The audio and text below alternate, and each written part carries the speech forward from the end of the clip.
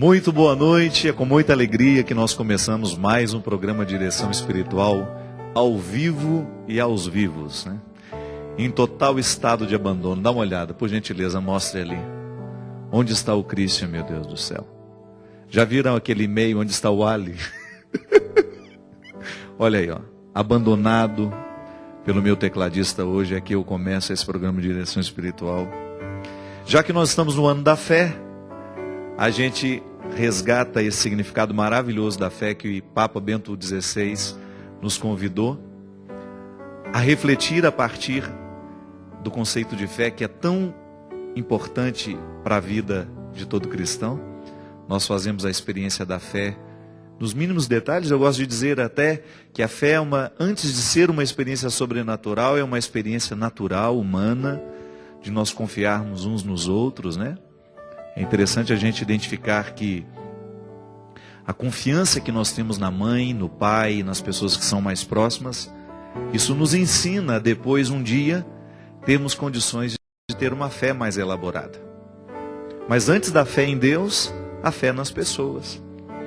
É aquele gesto que nos tranquiliza de saber que nós não estamos sozinhos e que poderemos dar os primeiros passos, aprender as primeiras coisas mais difíceis para nós, porque a gente sabe que tem alguém que nos ama e que nos socorre naquele momento em que nós estamos em processo de aprendizado.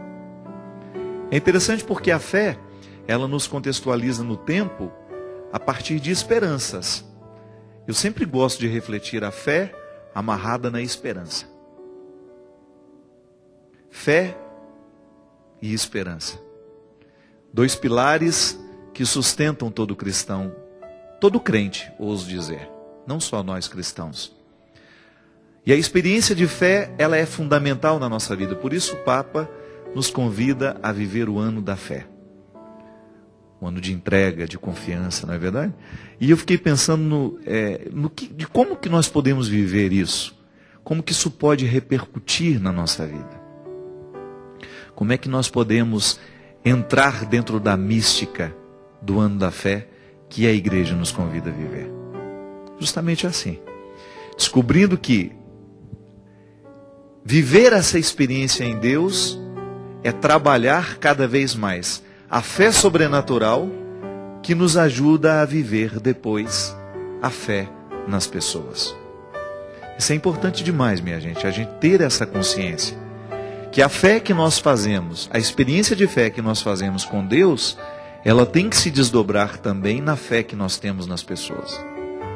Mesmo porque a vida fica mais feliz, né? Quando nós temos fé no outro. Eu acho que o amor humano é uma experiência de fé, é uma experiência de esperança. E gosto muito de compreender esse processo de Deus na nossa vida, nos ajudando e nos encaminhando cada vez mais para uma harmoniosa convivência com os irmãos. Portanto, o grande fruto que eu gostaria de colher neste ano de fé é crescer na minha capacidade de crer em Deus e também na minha capacidade de crer nas pessoas. Porque a gente sabe que muitas vezes o mundo, por causa da crueldade que está tão evidente, né? Às vezes eu fico pensando que o mundo sempre foi cruel. É que hoje nós temos os meios de comunicação que nos ajudam a chegar mais perto dessa crueldade. Os crimes são muito noticiados e isso acaba gerando muita mídia. Os horrores do mundo, né? Em outros tempos não. Os crimes que aconteciam lá na Bahia, somente as pessoas que estavam mais próximas ali, as cidades mais vizinhas, é que ficavam sabendo. Hoje, com esse mundo globalizado, você tem o contato com os crimes do mundo inteiro. E isso acaba gerando no coração humano uma descrença. Não é uma descrença em Deus. Também pode ser. É claro que muita gente, por causa de uma imaturidade de fé, acaba fazendo uma leitura assim. Se o mundo está tão cruel, se existem tantas coisas ruins acontecendo, Deus não existe. E não é bem assim. Mas ali, antes de perder essa fé em Deus, a gente perde a confiança no outro ser humano. Isso é muito ruim. Isso é muito danoso para a nossa vida. A vida fica insuportável quando nós perdemos a fé uns nos outros. Por isso que no ano da fé, o Papa nos convida a reavivar dentro de nós, como dizia São Paulo, os carismas, né? De maneira especial, reavivar a fé. E no momento em que reavivamos a nossa fé em Deus, queremos reavivar também a nossa capacidade de crer nos outros. É interessante, minha gente, porque quando nós reavivamos a nossa capacidade de crer no outro, a gente se afasta um pouco dessa nossa facilidade de fazer julgamentos, né? É tão ruim quando você percebe que às vezes eu identifico muito isso em mim. Às vezes eu nem sei quem é o outro, mas tenho um pré-julgamento que fiz por causa de uma visão de superfície. Às vezes nem tive a oportunidade de conviver com aquela pessoa e já faço dela uma imagem tão negativa, já fico com a minha verdade pessoal a respeito dela. E isso é tão cruel, né? Isso é falta de experiência de fé. Porque eu gosto de partir do princípio que o outro é bom, ainda que eu venha me decepcionar depois. Mas isso para mim é cristianismo. É um fator de conversão que eu pedi a Deus desde pequeno. Eu quero acreditar nas pessoas. Se depois eu me decepciono com elas, é outro caso. Mas a minha parte eu quero viver. Eu acho que nós temos duas formas de viver o cristianismo. Uma primeira que é relativizando os compromissos que ele nos dá. E a gente viver um cristianismo de aparência, a gente vive até confortável. Você acha que está fazendo tudo certo, que você tem o direito de duvidar, que você tem o direito de julgar.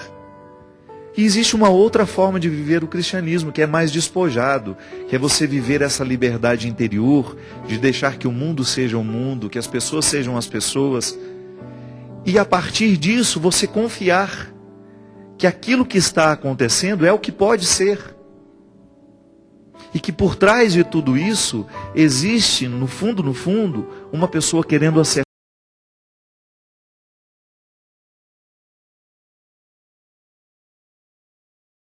querendo se dar bem, querendo acontecer do jeito certo. E essa confiança, neste primeiro momento, é fundamental para que a gente se sinta coerente, né?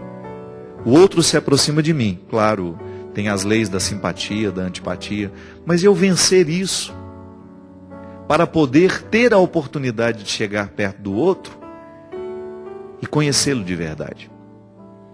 Vocês me ouviram falar e testemunhar aqui no último programa das grandes alegrias que eu vivi na Terra Santa. E eu posso dizer para vocês que um dos motivos que Deus me fez chegar até Israel, com aquele grupo que estava comigo, era quebrar alguns preconceitos que eu tinha em relação a algumas pessoas que estavam ali. Interessante isso, né? Às vezes a gente viaja tanto, a gente anda tantos quilômetros, a gente atravessa o mundo para ver de perto alguém que sempre tentou chegar perto e você não permitiu que aquela pessoa se manifestasse como ela era mesmo, porque eu acabava colocando nela as roupas do meu preconceito. E foi para mim uma experiência de muito crescimento. Eu tive momentos ali, e as pessoas que viveram isso comigo sabem, porque eu fiz questão de dizer isso a elas, que eu senti o meu coração muito livre em relação algumas pessoas que daquele grupo para mim eram pesadas e não sei porquê. Nas terras guardiãs de minha história, onde o ventre da memória continua a me levar,